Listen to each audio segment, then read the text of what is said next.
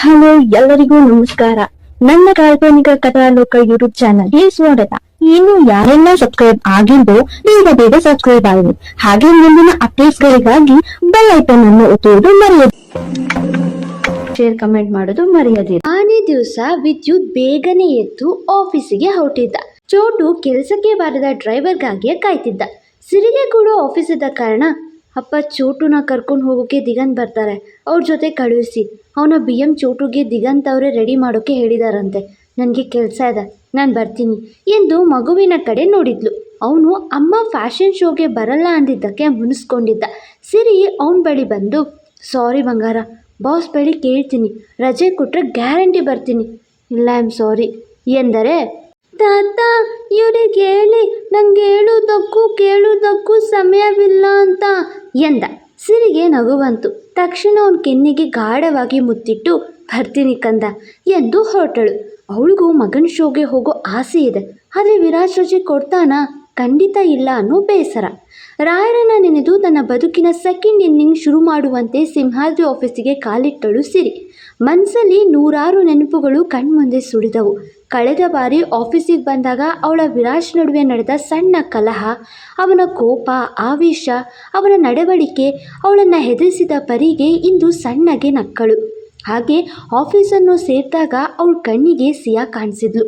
ಸಿರಿ ಅವಳನ್ನು ಕಂಡು ಮಾತಾಡಿಸುವ ಮುನ್ನವೇ, ಹಾಯ್ ಸಿರಿ, ಸದ್ಯ ಇವತ್ತಾದರೂ ಬಂದ್ರಲ್ಲ ಎಂದು ಕೇಳುವಾಗ, ಹೌದು, ಮೊನ್ನೆ ಹೆಲ್ತ್ ಇಶ್ಯೂ ಇತ್ತು, ಅದಕ್ಕೆ ಬರೋದಕ್ಕೆ ಆಗಲಿಲ್ಲ ಎಂದಳು ಸಿರಿ ಮೆತ್ತಗೆ. ಹೌದಾ, ನಾವೆಲ್ಲ ಹೊಸ ಪ್ರಾಜೆಕ್ಟ್ ಶುರು ಮಾಡೋಕ್ಕೆ ನೀವು ಯಾವಾಗ ಬರ್ತೀರಾ ಅಂತ ಕಾಯ್ತಾ ಇದ್ವಿ. ಮಾಧುರಿ ಮಾಮಂತೂ ನಿಮಗಾಗಿ ಸಿಕ್ಕಾಪಟ್ಟೆ ಕಾಯ್ತಿದ್ರು, ಹೋಗಿ ಮಾತಾಡಿ ಬನ್ನಿ ಎಂದಳು ಕ್ಯಾಬಿನ್ ತೋರುತ್ತಾ ಸಿಯಾ. ಓಕೆ, ವಿರಾಜ್ ಸರ್ ಬಂದಿಲ್ವಾ ಎಂದು ಸಿರಿ ಕೇಳಲು, ಸರ್ 11ಗೆ ಬರ್ತಾರೆ ಎಂದ್ಲು. ಹಾಗೆ ಕ್ಯಾಬಿನ್ ಹೊರಗೆ ಬರುವ ಮಾಧುರಿ ಸಿರಿನ ನೋಡಿ ದಂಗಾದ್ಲು. ಸಿರಿಯ ವೇಷಭೂಷಣ ತೀರಾ ಸಹಜವಾಗಿತ್ತಲ್ವಾ, ಅದಕ್ಕೆ ಫ್ಯಾಷನ್ ಡಿಸೈನರ್ ಅಂದರೆ ಸಿಕ್ಕಾಪಟ್ಟೆ ಮಾಡರ್ನ್ ಆ್ಯಂಡ್ ಹಾಟ್ ಆಗಿ ರೆಡಿಯಾಗುತ್ತಾರೆ ಎನ್ನುವುದು ಮಾಧುರಿ ಕಂಡು ತಿಳಿದಿದ್ಲು. ಇದೇ ಮೊದಲ ಬಾರಿ ಇಷ್ಟು ಸಿಂಪಲ್ ಮತ್ತು ಕ್ಲಾಸಿಕ್ ಆಗಿ ಸೀರೆ ಧರಿಸಿ ಬಂದಿದ್ದವಳನ್ನು ನೋಡಿದ್ಲು. ಸಿರಿ ಎಂದು ಕರೆದು ಅವಳ ಬಳಿ ಬಂದಾಗ, ಹೌದು ಎಂದಳು ಸಿರಿ. ಇವರೇ ಮಾಧುರಿ ಎಂದು ಸಿಯಾ ಪರಿಚಯಿಸಿದಾಗ, ನಮಸ್ತೆ ಮ್ಯಾಮ್ ಎಂದು ಸಿರಿ ಕೈ ಮುಗಿದಿದ್ಲು. ಇದನ್ನು ನೋಡಿ ಮಾಧುರಿಗೆ ಸ್ವಲ್ಪನೂ ಹಿಡಿಸ್ಲಿಲ್ಲ. ಕೈ ಕುಲುಕುವ ಇಂಡಸ್ಟ್ರಿಯಲ್ಲಿ ಕೈ ಜೋಡಿಸಿ ನಮಸ್ತೆ ಹೇಳ್ತಾಳಲ್ಲ, ಇವಳು ಇಲ್ಲಿ ಲಾಯಕ್ಕಲ್ಲ ಎಂದ್ಕೊಂಡು ನಗುತ್ತಾ, ಸಿರಿ, ಇವತ್ತು ಸ್ಪಾನ್ಸರ್ಸ್ ಜೊತೆಗೆ ಮೀಟಿಂಗ್ ಇದೆ, ಐ ಹೋಪ್ ನೀನಿನ್ನು ಮುಂದೆ ಕೆಲಸಕ್ಕೆ ಲೀವ್ ಹಾಕಲ್ಲ ಎಂದಳು ನಗುತ್ತಾ. ನೋ ಮ್ಯಾಮ್, ಸಾರಿ ಎಂದಳು ಸಿರಿ. ಇಟ್ಸ್ ಓಕೆ ಡಾರ್ಲಿಂಗ್, ವಿರಾಜ್ ಸಿಂಹಾದ್ರಿಗೆ ಕೋಪ ಜಾಸ್ತಿ, ನಾವೆಲ್ಲ ಓಕೆ ಅಂತ ಸುಮ್ಮನಾದರೂ ಅವ್ರು ಸುಮ್ಮನಾಗಲ್ಲ, ಸೊ ಬಿ ಕೇರ್ಫುಲ್, ನಾನಿನ್ನ ಲೀಡ್ ಅಷ್ಟೇ, ಲಾರ್ಡ್ ಅಲ್ಲ ಎಂದು ನಕ್ಕಳು. ಥ್ಯಾಂಕ್ಸ್ ಮ್ಯಾಮ್, ನಾನು ಹ್ಯಾಂಡಲ್ ಮಾಡ್ತೀನಿ ಎಂದಳು ಸಿರಿ ನಗು ಮೊಗದಿ. ಹ್ಯಾಂಡಲ್ ಮಾಡ್ತೀಯಾ? ನೀ ಮಾಧುರಿನ ಹ್ಯಾಂಡಲ್ ಮಾಡ್ತೀಯಾ? ನಾನು ನೋಡ್ತೀನಿ ಅದೇನು ಮಾಡ್ತೀಯಾ ಅಂತ ಎಂದ್ಕೊಂಡವಳು, ಸಿಯಾ ಕಮ್, ನಾವು ಮಾಡೆಲ್ಸ್ನ ಫೈನಲೈಸ್ ಮಾಡೋಣ, ಲಿಸ್ಟ್ ಕಳಿಸ್ಬೇಕು ವಿರಾಜ್ಗೆ ಎಂದು. ಸಿರಿ, ನೀನು ವಿರಾಜ್ನ ಮೀಟ್ ಮಾಡಿ ರಿಪೋರ್ಟ್ ಮಾಡಿ ಮೀಟಿಂಗ್ ಅಟೆಂಡ್ ಮಾಡು, ಸಿ ಯು ಡಾರ್ಲಿಂಗ್ ಎಂದು ಹೋದಳು. ಸಿರಿಗೆ ಸ್ವಲ್ಪ ಸಮಾಧಾನ ಆಯಿತು. ಹಾಗೆ ನಿಟ್ಟುಸಿರು ಬಿಟ್ಟು ಕುಳಿತಳು. ಇತ್ತ 11 ಗಂಟೆಗೆ ಸರಿಯಾಗಿ ವಿರಾಜ್ ಸಿಂಹಾದ್ರಿ ಬಂದನು. ವಿರಾಜ್ ನಡೆ ನುಡಿ ಯಾವುದರಲ್ಲೂ ಬದಲಾವಣೆಯೇ ಇಲ್ಲ. ಅವನ ಗತ್ತು, ಗಾಂಭೀರ್ಯ ಎಲ್ಲವೂ ಟ್ರೆಂಡ್ಗೆ ತಕ್ಕಂತೆ ಅಪ್ಡೇಟ್ ಆಗಿದ್ವು. ಎಲ್ಲರೂ ಅವನನ್ನು ಕಣ್ಬಾಯಿ ಬಿಟ್ಟು ನೋಡ್ತಾ, morning sir, good morning sir ಎಂದು ವಿಶ್ ಮಾಡ್ತಿದ್ರೆ ಎಲ್ರಿಗೂ ಕಣ್ಣಲ್ಲೇ ಉತ್ತರಿಸಿ ಬರ್ತಿದ್ದ. ಸಿರಿ ಕೂತಿದ್ದವಳು ಅವನನ್ನು ನೋಡ್ತಾ ಹಾಗೇ ನಿಂತಳು. ಅವಳ ಮುಂದೆಯೇ ಬಂದವನಿಗೆ, ಗುಡ್ ಮಾರ್ನಿಂಗ್ ವಿರಾಜ್ ಸರ್ ಎಂದಳು. ಅವನೇನು ಉತ್ತರಿಸದೆ ಮುನ್ನಡೆದು ಕ್ಯಾಬಿನ್ ಸೇರ್ತ. ಸಿರಿಗೆದೆಲ್ಲ ಹೊಸತೇನಲ್ಲ, ಇವನ ಕ್ಯಾರೆಕ್ಟರ್ ಅರಿದು ಕುಡ್ದಿದ್ದಾಳಲ್ಲ. ಒಳಗೆ ಸೇರಿದವನು ಕೆಲ ನಿಮಿಷದ ನಂತರ ಯಾರಿಗೂ ಅವಳನ್ನು ಒಳಗಡೆ ಕರೆಯಲು ಹೇಳಿದ. ಸಿಯಾ ಓಡೋಡಿ ಬಂದು, ಸಿರಿ, ಸರ್ ಕರಿತಾ ಇದ್ದಾರೆ, ನೀವು ಹೋಗಿ ಎಂದು ಹೋದಳು. ಸಿರಿಗೆ ಗಂಟ್ಲು ಒಣಗ್ತು. ಏನೋ ಭಯ, ಆದರೂ ಗಟ್ಟಿ ಮನಸ್ಸು ಮಾಡಿ, ಸರ್ ಒಳಗಡೆ ಬರ್ಬೋದಾ ಎಂದ್ಲು. ಎಸ್ ಎಂದ. ಹಾಗೆ ಒಳಬಂದು ಅವನ ಮುಂದೆ ನಿಂತಳು. ಒಮ್ಮೆ ಅವಳನ್ನು ನೋಡಿ ಎದ್ದು ನಿಂತವ, ಮೊನ್ನೆ ಯಾಕೆ ಬಂದಿಲ್ಲ ಎಂದ. ಸರ್ ಎಂದಳು ಅಚ್ಚರಿಯಿಂದ. ಅವನೇ ಅಲ್ವಾ ರಜೆ ಕೊಟ್ಟಿದ್ದು? ಕಿವಿನ ಸಾಲ ಯಾರಿಗಾದರೂ ಕೊಟ್ಟು ಬಂದಿದ್ದೀರಾ? ಮೊನ್ನೆ ಯಾಕೆ ಬಂದಿರಲಿಲ್ಲ ಅಂದೆ ಎಂದ. ಹುಷಾರಿರಲಿಲ್ಲ ಎಂದಳು ಸಿಟ್ಟಾಗಿ. ಅವನೇ ರಜೆ ಕೊಟ್ಟು ಈಗ ರೀಸನ್ ಕೇಳಿದಾಗ ಅವಳಿಗೆ ಕೋಪ ಬಂದಿತ್ತು. ಹುಷಾರಿಲ್ಲ ಅಂದರೆ ಒಂದು ಮೆಸೇಜ್ ಅಥವಾ ಮೇಲ್ ಮಾಡಬೇಕು, ಇಲ್ಲ ನಿಮ್ಮ HR ಗೆ ಇನ್ಫಾರ್ಮ್ ಮಾಡಬೇಕು ಅನ್ನೋ ಸಣ್ಣ ಕಾಮನ್ ಸೆನ್ಸ್ ಕೂಡ ಇಲ್ವಾ ನಿಮಗೆ ಎಂದ. ಸಾರಿ ಸರ್ ಎಂದ್ಲು. ನಿಮ್ಮ ಬಾಯಿಂದ ಸಾರಿ ಕೇಳೋದಲ್ಲ ನನ್ನ ಗುರಿ, ಮುಂಬೈನಲ್ಲೇ ಫಾರ್ ದ ಫಸ್ಟ್ ಟೈಮ್ ನಡೀತಿರುವ glam the super model 2023 GSM show ನಡೀತಾ ಇದೆ. ಇದಕ್ಕೆ ಒಳ್ಳೆ ಮಾಡೆಲ್ಸ್ ಜೊತೆಗೆ ಅವ್ರಿಗೆ ತಕ್ಕ ಕಾಸ್ಟ್ಯೂಮ್ ಸಿಂಹಾದ್ರಿ ಅನ್ನೋ ಬ್ರ್ಯಾಂಡ್ ಕಡೆಯಿಂದ ಎಕ್ಸ್ಪೆಕ್ಟೇಷನ್ ಇದೆ. ನೀವು ಶುರುವಲ್ಲೇ ಕಾಯಿಲೆ ಬಿದ್ದರೆ ಎಂಡ್ವರೆಗೂ ಏನು ಗ್ಯಾರಂಟಿ ಎಂದ. ಸರ್ ಎಂದು ಸಿರಿ ಮಾತೆತ್ತುವ ಮುನ್ನವೇ ಅವಳಿಗೆ GYL ನೆನಪಾಗಿಸಿದ್ದ. ಯಾಕಂದರೆ ಲಾಸ್ಟ್ ಟೈಮ್ ನಿಮ್ಮಂಗೆ ಕೈ ಕೊಡಲ್ಲ ಸರ್ ಅಂದು ಗ್ರ್ಯಾಬ್ ಯುವರ್ ಲುಕ್ ಶೋ ಇಂದ ಈ ವಿರಾಟ್ ಸಿಂಹಾದ್ರಿ ಕ್ವಿಟ್ ಆಗೋ ಹಾಗೆ ಮಾಡಿದ್ಲು. ಹುಡುಗಿಯರಿಗೆ ಕೈ ಕೊಟ್ಟು ಅಭ್ಯಾಸ ಅಂತ ಆಮೇಲೆ ಗೊತ್ತಾಗಿತ್ತು ಎಂದ ವ್ಯಂಗ್ಯವಾಗಿ. ಸಿರಿಗೆ ಈಗ ಮತ್ತಷ್ಟು ಕೋಪ ಬಂತು. ಹುಡುಗಿರಿಗಷ್ಟೇ ಕೈ ಕೊಟ್ಟು ಅಭ್ಯಾಸ ಇರಲ್ಲ ವಿರಾಟ್ ಸರ್, ಹುಡುಗರಿಗೆ ಹಿಡ್ದ ಕೈ ಬಿಟ್ಟು ಕೂಡ ಅಭ್ಯಾಸ ಇರುತ್ತೆ ಎಂದ್ಲು. ಅವಳ ನೇರಕ್ಕೆ ಬಂದು ನಿಂತವ ಸುಮ್ಮನೆ ಯಾವನು ಕೈ ಬಿಟ್ಟಿರಲ್ಲ. ಬಲವಂತಪಡಿಸಿ ಬಿಡಿಸ್ಕೊಂಡು ಭಾವನೆಗಳಿಗೆ ಬೆಲೆ ಇದ್ದಂಗೆ ದೂರ ಹೋದರೆ ಯಾರು ತಾನೆ ಏನು ಮಾಡ್ತಾರೆ ಎಂದ. ತಮ್ಮ ಭಾವನೆಗಳಿಗೆ ಬೆಲೆ ಕೊಟ್ಟಿಲ್ಲ ಅಂದರೆ ಹುಡುಗಿರು ತಾನೇ ಏನು ಮಾಡ್ತಾರೆ, ದೂರ ಇರೋದೇ ಸರಿ ಅಂತ ದೂರ ಹೋಗ್ತಾರೆ ಎಂದಳು ಅಷ್ಟೇ ಉದ್ವೇಗದಲ್ಲಿ. ಎಲ್ಲರೂ ಹೀಗೆ ಅಂದ್ಕೊಂಡ್ರೆ ಪ್ರಪಂಚದಲ್ಲಿ ಜೋಡಿಗಳೇ ಇರಲ್ಲ ಎಂದ. ಎಲ್ಲರೂ ನಿಮ್ಮ ಹಾಗೆ ಒಬ್ಬರನ್ನಿರಕ್ಕೆ ಮಾತಾಡೋದಿಲ್ಲ, ಅದಕ್ಕೆ ಪ್ರಪಂಚದಲ್ಲಿ ಇನ್ನೂ ಜೋಡಿಗಳು ಕಣ್ಮರೆ ಆಗಿಲ್ಲ ಎಂದ್ಲು. ಅವಳ ಮಾತಿಗೆ ಸಿಕ್ಕಾಪಟ್ಟೆ ಕೋಪಗೊಂಡವ ದೂರ ಇರೋದೇ ಪರಿಹಾರನ ಎಂದ.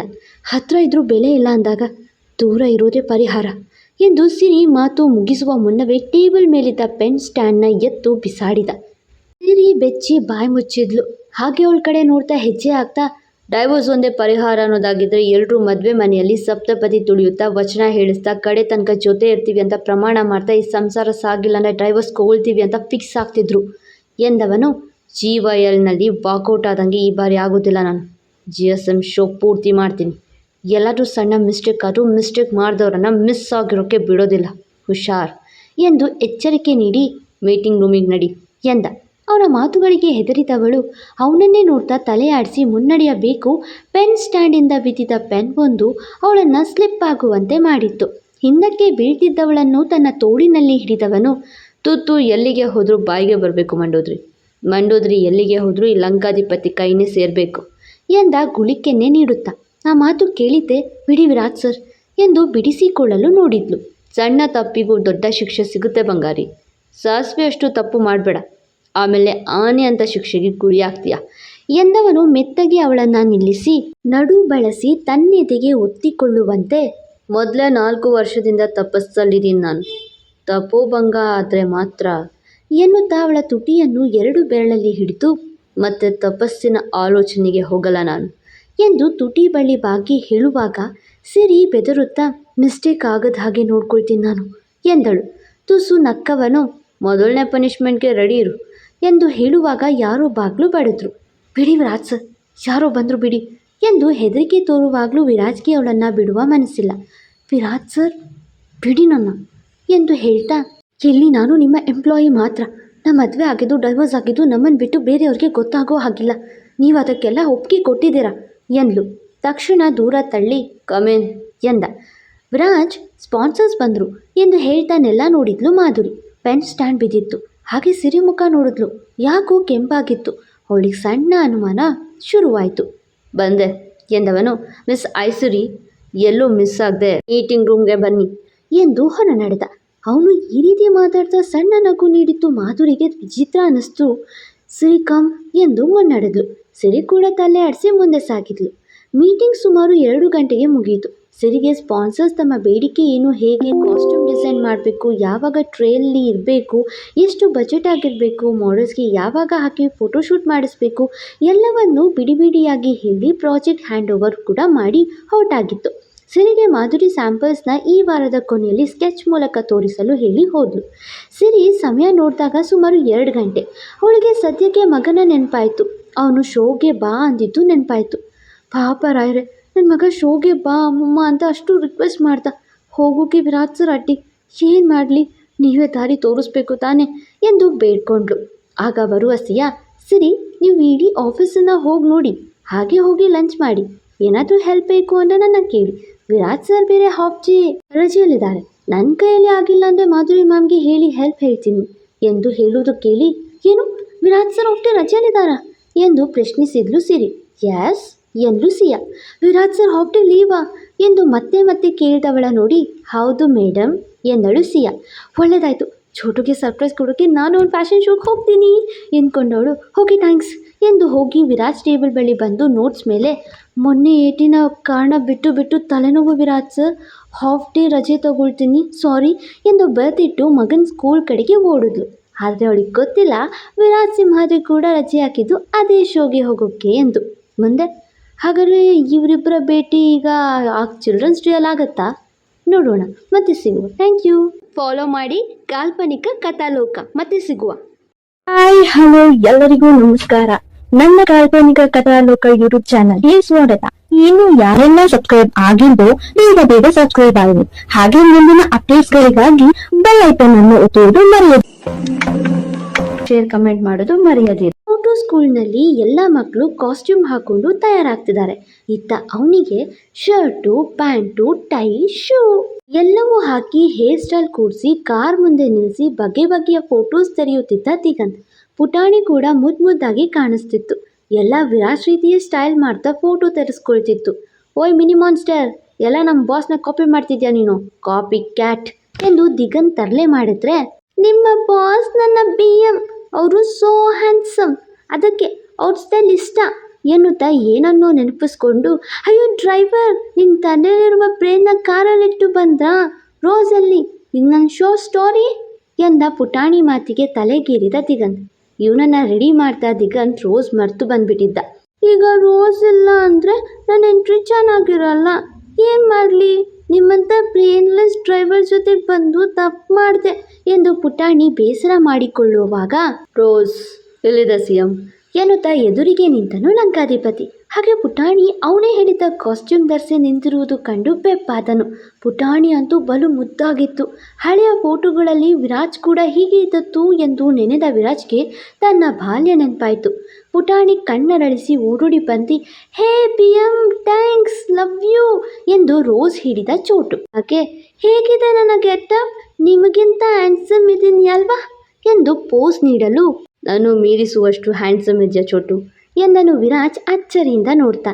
ಗೊತ್ತು ನನಗೆ, ಐ ಆಮ್ ಹ್ಯಾಂಡ್ಸಮ್ ಎನ್ನುತ್ತಾ ಕಣ್ಣೊಡಿತನು ಅಕ್ಕನು ಚೋಟು. ನನ್ನದೇ ದೃಷ್ಟಿ ಬೀಳದೆ ಇದ್ರೆ ಸಾಕು ಎಂದು ವಿರಾಜ್ ಮೊದಲ ಬಾರಿ ಒಂದು ಮಗುವಿಗೆ ದೃಷ್ಟಿ ತರ್ತಿದ್ದ.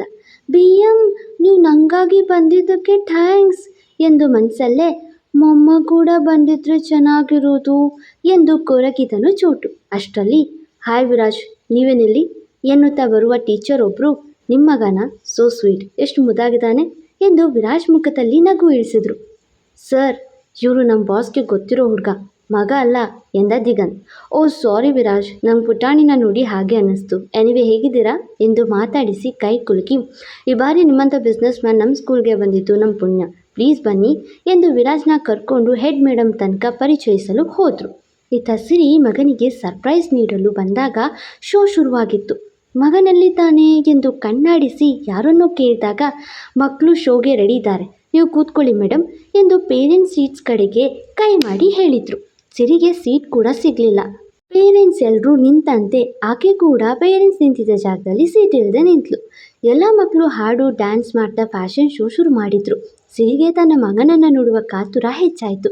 ಕೆಲ ಮಕ್ಕಳ ನಂತರ ಇಡೀ ಸ್ಕೂಲ್ ಕಣ್ಣು ಅವನ ಮೇಲೆ ಹಾರುವಂತೆ ಎಂಟ್ರಿ ನೀಡಿದ್ದ ಚೋಟ ರಾವಣ್. ಶ್ರೀಕೃಷ್ಣ ಬಂದನೆ ಬೆಂಗಳೂರಿಗೆ ಎನ್ನುವ ರವಿ ಸರ್ ಹಾಡಿಗೆ ಆತ ಹೆಜ್ಜೆ ಹಾಕುತ್ತಾ ಬಂದಿದ್ದ. ಹಾಡಿಗೆ ಕಾರು ಓಡಿಸುತ್ತಾ ಪುಟಾಣಿ ಎಂಟ್ರಿ ಆಗಿತ್ತು. ಅವನ ಎಂಟ್ರಿಗೆ ವಾವ್ ಸೂಪರ್ ಓ ಎಂದು ಜೋರು ಚಿಳ್ಳೆ ಚಪ್ಪಾಳೆ ಬಂತು. ಸಿರಿ ಕಣ್ಣು ಅರಳಿತು. ಹಾಗೆ ಅಲ್ಲೇ ಮುಂದೆ VIP ಸೀಟಲ್ಲಿದ್ದ ವಿರಾಜ್ಗೆ ತನ್ನ ಮಗನೇ ಪರ್ಫಾರ್ಮೆನ್ಸ್ ನೀಡ್ತಾ ಇದ್ದಾನೇನೋ ಎನ್ನುವ ಭಾವನೆ ಮೂಡ್ತಿತ್ತು. ಜೊತೆಗೆ ಆ ಟೀಚರ್ ನಿಮ್ಮ ಮಗನ ಎಂದು ಕೇಳಿದ್ದು ಓಡ್ತಿತ್ತು. ಯಾಕೋ ಮನಸ್ಸು ಯಾಕೆ ಇವನು ನಿನ್ನಂತೆ ಎಂದು ಪ್ರಶ್ನೆ ಮಾಡ್ತಿತ್ತು.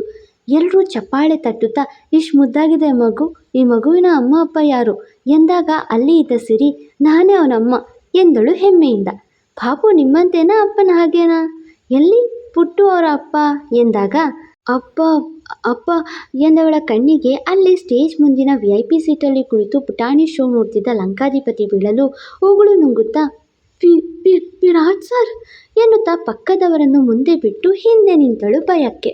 ಮುಂದೆ ಹಾಗಾದರೆ ಸಿರಿ ಮಗನನ್ನು ನೋಡೋಕ್ಕೆ ಬಂದಿರೋ ವಿಚಾರನ ಮಗನಿಂದ ಮುಚ್ಚಿಡ್ತಾಳಾ, ಇಲ್ಲ ವಿರಾಜ್ ಕಣ್ಣಿಗೆ ಬೀಳ್ತಾಳಾ? ನೋಡೋಣ, ಮತ್ತೆ ಸಿಗುವ. Thank you. ಫಾಲೋ ಮಾಡಿ ಕಾಲ್ಪನಿಕ ಕಥಾಲೋಕ. ಮತ್ತೆ ಸಿಗುವ.